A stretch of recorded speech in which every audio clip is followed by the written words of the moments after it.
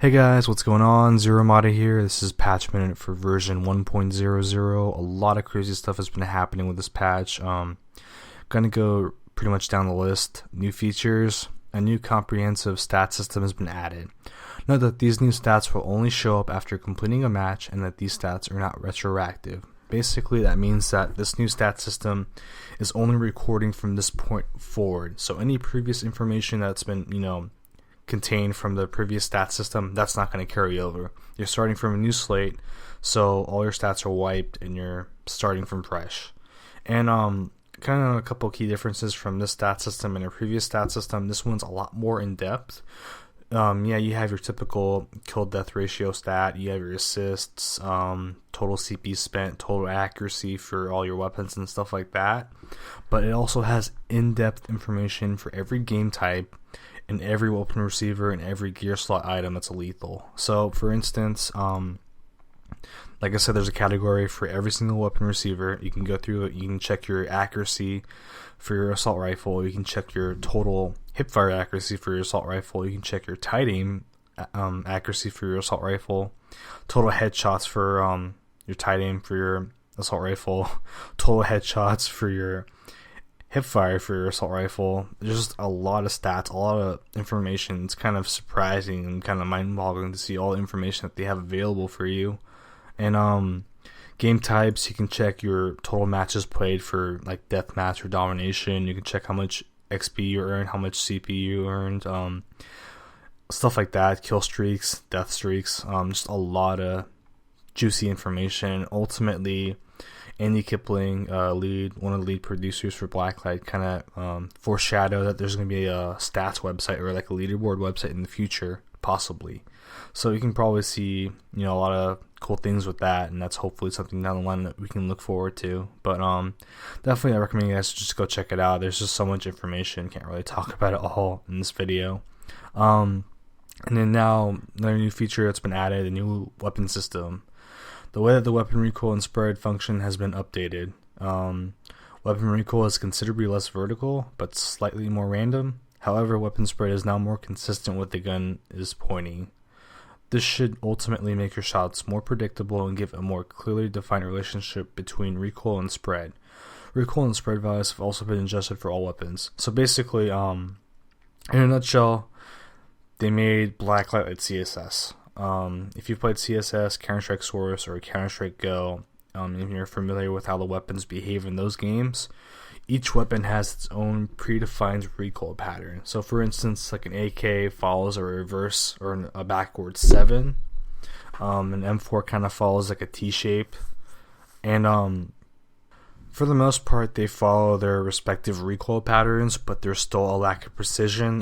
You have some bullets that will definitely vary from distance or vary in terms of where they're placed. And that's similar to how Blacklight is now. Each receiver kind of has their own typical trend in recoil pattern. So for instance, kind of the assault rifle is mostly upwards to the right when you shoot it, and then it'll just branch off completely to the right after a while if you're using a low spread build.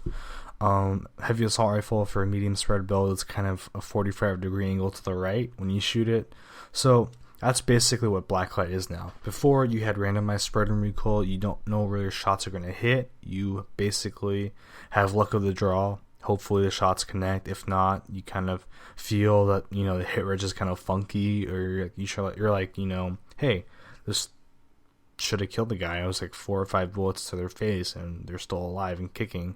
So now you have a better idea of where your bullets are going to land, because they're following a pretty pinpoint path. Like I said, there's still some inaccuracy, there's still some inconsistency. The bullets aren't going to travel the exact same path every single time.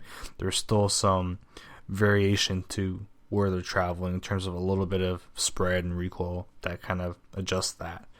But that's just the weapon system in a nutshell. I'm not going to really go into it that much in depth. I'm going to make a separate video and kind of go into it in a lot more detail.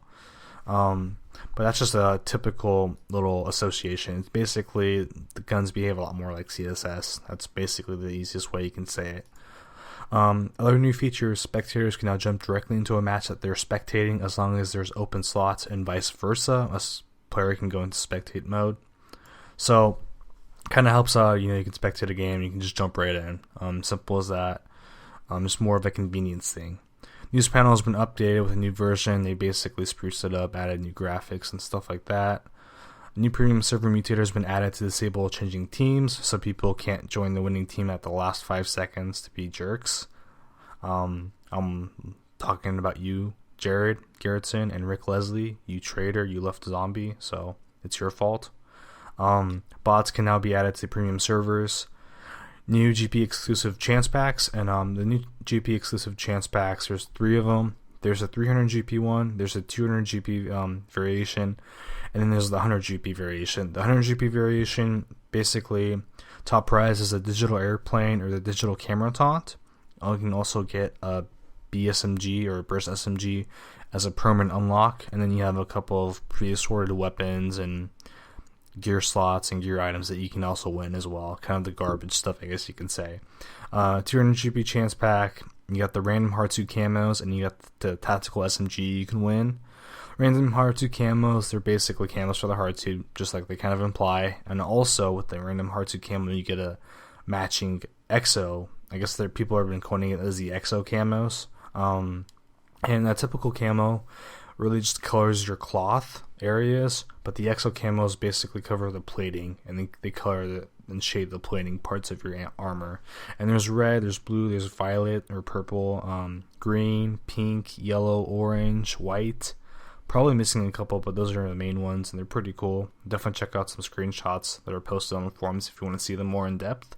300 GP chance pack gives you Grendel and his glacial skin permanently, or you can get a heavy assault rifle permanently, and those are the 2 top items for that. So those are the new GP chance packs. I'm going to quickly go over some other small little details fixed in the game. A new weapon stats spread move has been added, and talked about that. The number of spectators on a match is now displayed both in-game and in the server browser. Crosshair settings has been moved to their own respective section in the settings menu. A couple of helmets have been renamed. I'll put the patch notes in depth in the comment or description box down below if you want to see all the details about them. Balance changes. Health Injector now uses 3 ammo to heal or poison other players from its previous use of 1 bar. Respawn time for bots in practice mode has been reduced from 10 to 30 seconds to 10 to 15 seconds. Heavy pistols fire rate has been reduced from 800 to 600. Submachine damage has been reduced from 45 to 40. It's still pretty OP though. Burst fire pistol damage has been reduced from 50 to 40. Inventory cap has been raised to 1,000, so you can store more items. And that's pretty much it for this patch minute video. I'm going to have all the patch notes down below in the description box. Thanks for watching as always, guys. Really do appreciate it.